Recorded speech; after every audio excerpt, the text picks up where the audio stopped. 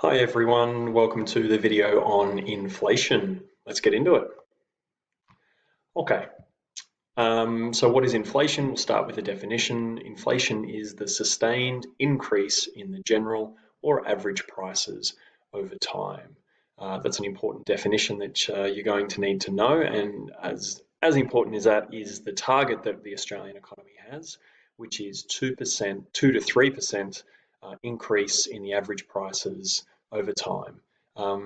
You might ask, why is it not zero? And the basic answer really is a little bit of inflation is good for the economy.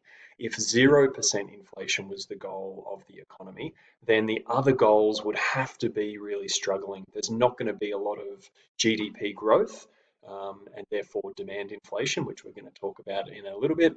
And if there's not much GDP growth, then our full employment goal is also then at risk.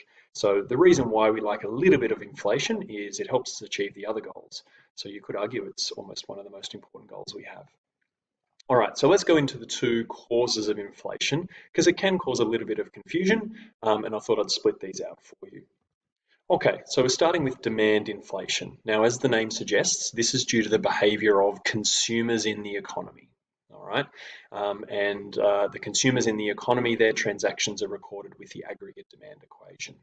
So having a look at your screen at the moment, you'll see we've got the aggregate supply and aggregate demand lines there. And this is the position where we like the economy to be at, where we're at good level of productive capacity without too many inflationary effects. But then what we might have due to an increase in aggregate demand, you're going to have this particular situation where our aggregate demand has increased, as you'll see there from the shift of the line to the right. And you'll see here, why we get inflation is the economy is operating at, the phrase I want to see in your responses is productive capacity.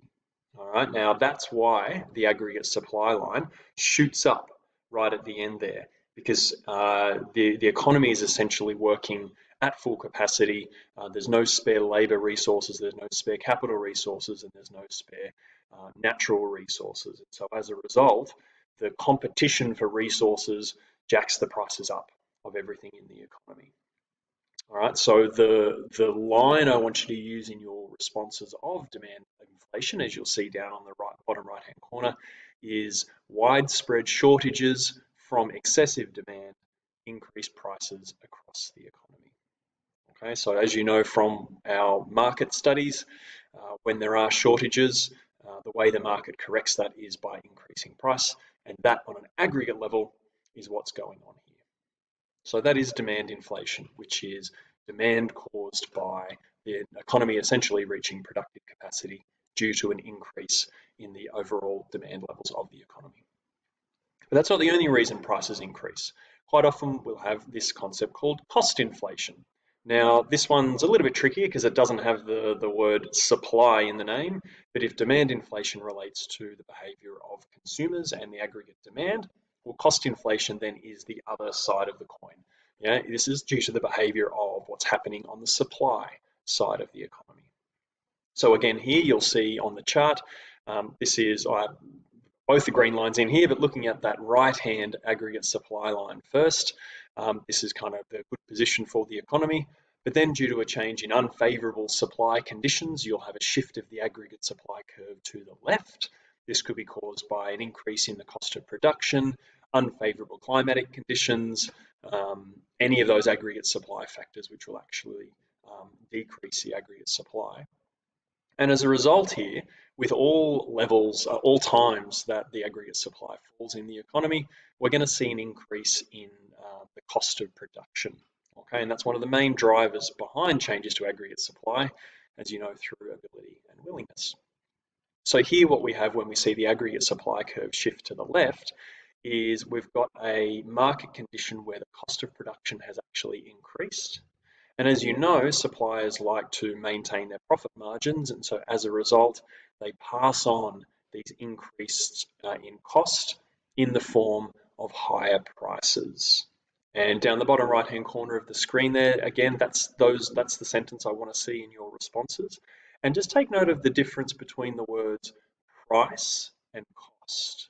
And that's really important in your responses, that when you're referring to the money that suppliers pay to go about their business, that word we use is cost.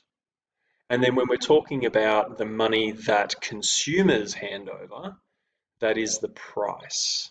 So be really careful not to mix those up. Cost being what suppliers pay and prices being what consumers pay. So there we have it. That's inflation, what inflation is, why we have the goal, and the two types of inflation. If you have any questions, please shout. And as always, if there are any other videos you'd like me to make, please let me know. Great. Thanks, guys.